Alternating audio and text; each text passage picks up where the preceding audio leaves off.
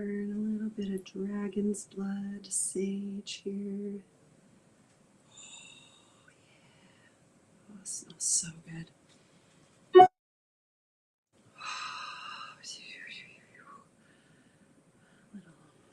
smudging. Let's get my little duck wing. A little cyber smudging happening. Welcome, welcome, welcome. If you're watching the replay, just say replay in your comments so I know to get to you later. Oh my God, it smells so good. Okay, so Lionsgate. Hello, hello. Lionsgate. We are in the midst of Lionsgate. Lionsgate goes from July 26th to August 12th. It's Leo season. It's right in the middle of Leo season. Almost encompasses the whole Leo season, which is lion energy, hence the name Lionsgate.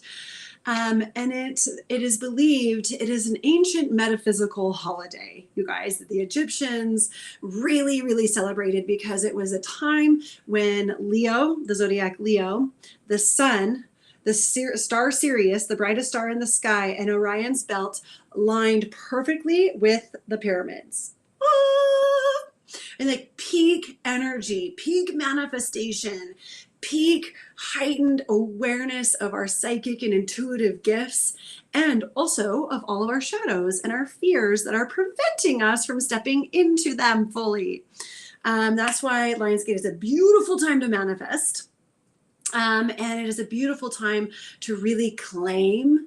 It's really a reclaiming, right? Reclaiming of who you are, who you came here to be, and letting go of all of the things that you thought you should have been, or that you were supposed to be, or that if I do this thing, then it'll make me happy. And I'm not really happy because it's something that is outside of me.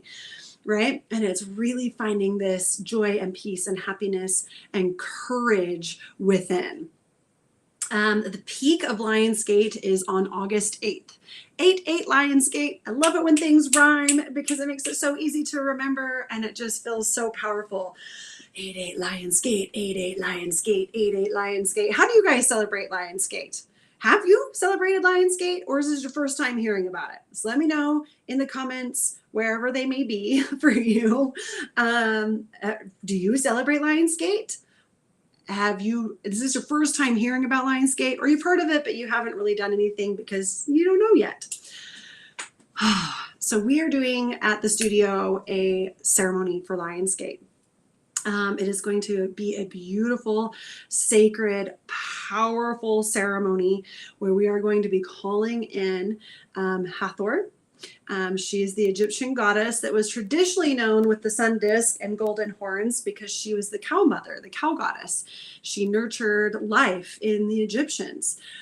Her shadow side, Hathor's shadow side, was Sekhmet.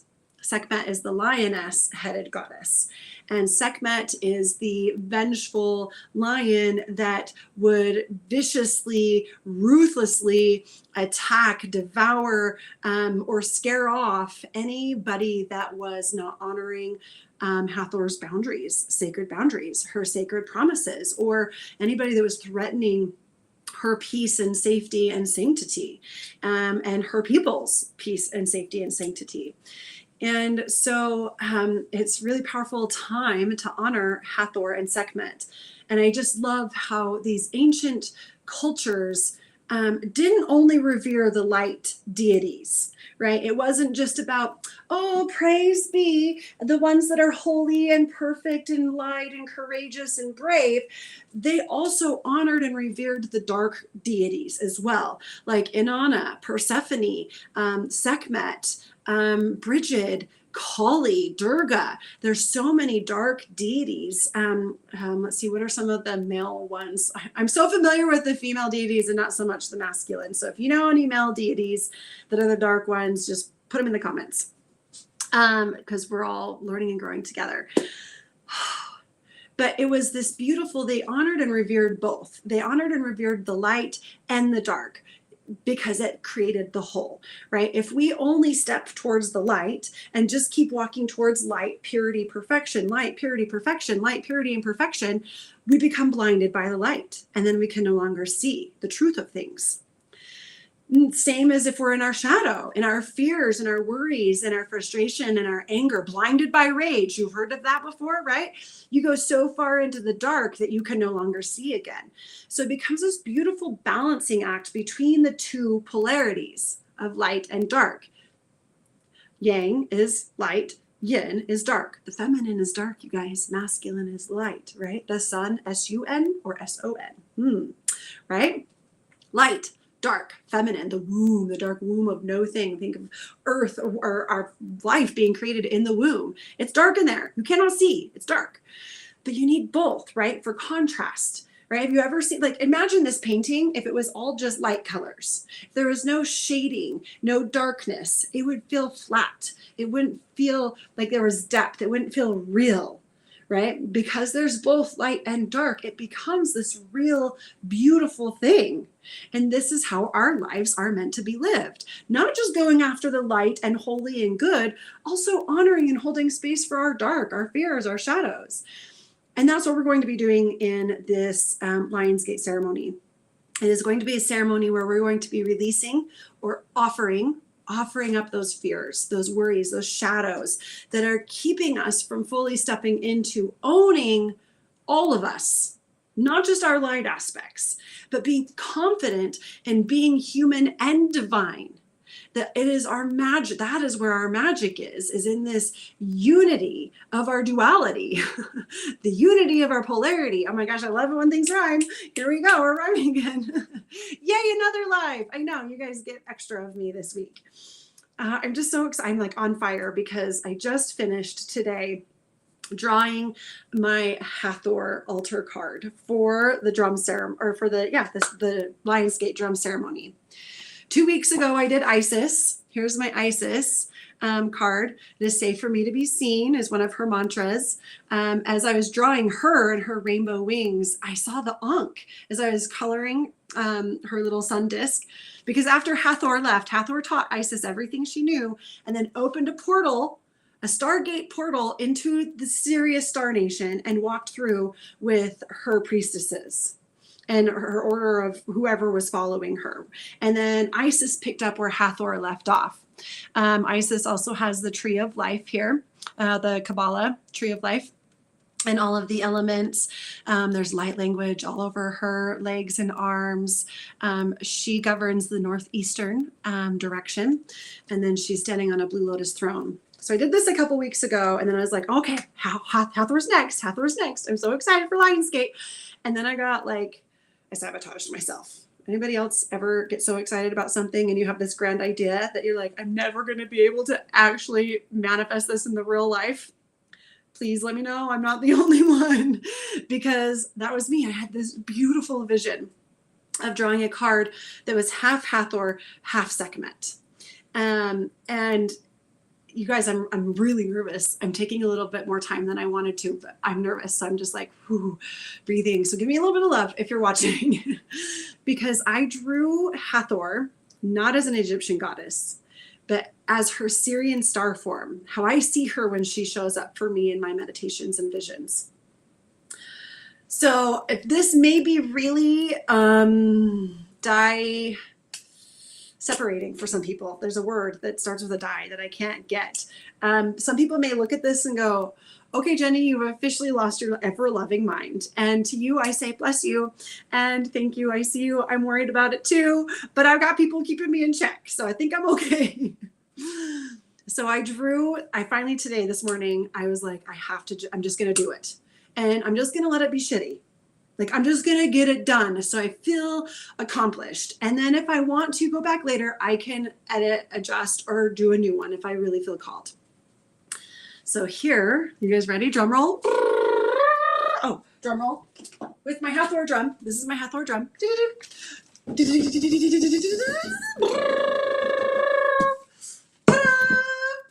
Okay, so here's my Hathor, Sekhmet, altar card. Oh, come on, light. Work with me. So this is Hathor in her Syrian star form that I see her as. It's this very angular shaped head with multiple eyes and nose, and this is an eye slash a star at the top of her head that just, I mean, it's like holds the cosmos within it, and it's just beaming light out from everywhere. This is the DNA helix with all of the amino acids and building blocks of our DNA, which she covers and walks you through in her Sophia Code initiation. She takes you into your zygote cell in your heart. The zygote cell is the very first one, the very first time your sperm from your dad, egg from your mom came together, they mixed, and then they split into two. Whoop. I don't know if you can see that. Create a zygote. She takes you into your zygote cell to heal the DNA that's in there and then sends that information to the rest of your DNA. Oh my gosh, it's so powerful.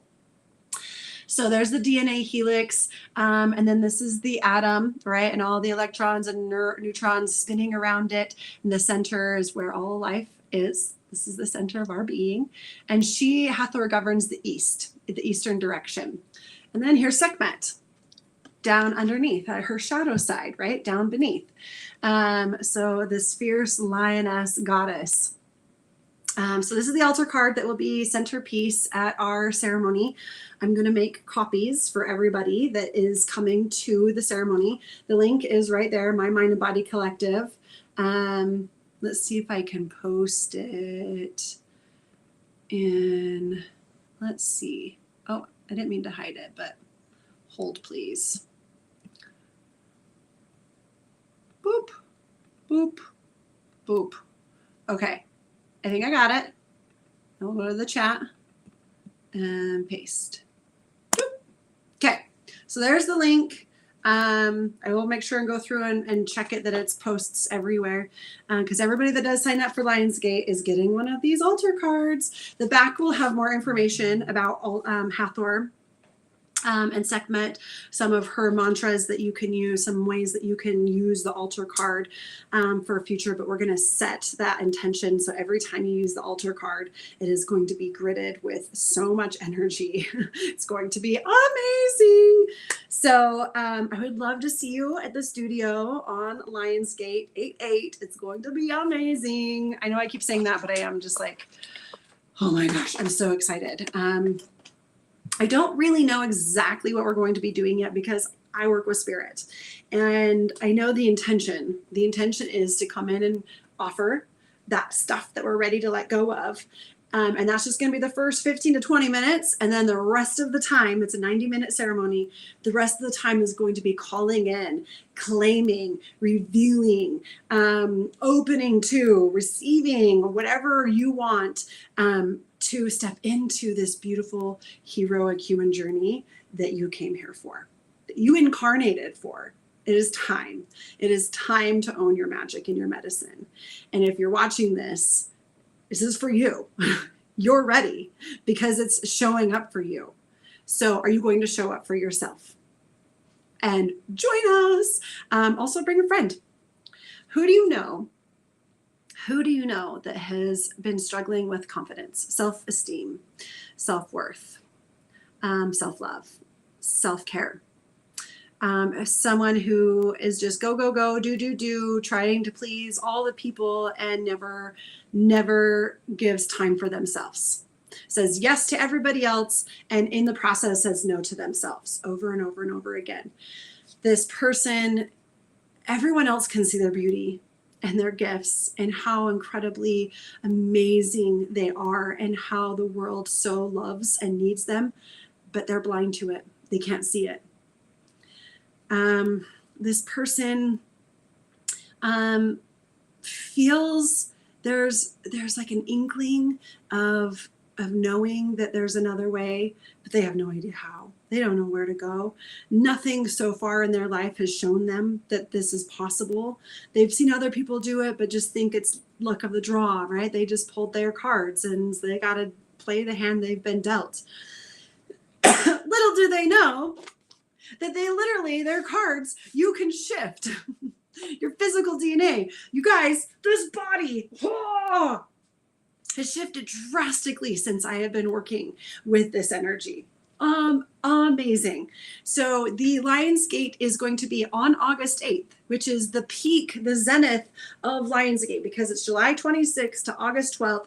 July 8th is the peak where everything, all of the stars, Orion's belt, Sirius, the sun, all line up with the Great Pyramid. So it's like a massive holiday in Egypt. It is a huge metaphysical holiday because it is an incredibly powerful time portal for manifesting whatever it is we want. So we're going to gather together, which is amazing because healing in groups, it doesn't just add, it multiplies and magnifies. Right? This is called synergy. It's not 1 + 1 is 2. It's 1 + 1 is like a million. Seriously, it's not quantifiable. When people gather together for these ceremonies, the energy that is released, we all speak to that, we all share that because we're all human, we're all here. And then all the stuff that we're claiming and calling in, we're all claiming and calling in together. So it magnifies it, it links us together. It is just amazing. And I wanted to cap it. So there was so many people that when we sat in a circle, we created a Merkaba. The other night we were doing a healing circle for one of Jerry's death doula clients and his family, because he's got just weeks left to live. And I could just feel this vortex swirling and whirling and opening. And I opened my eyes to see if I could see it with my human eyes too.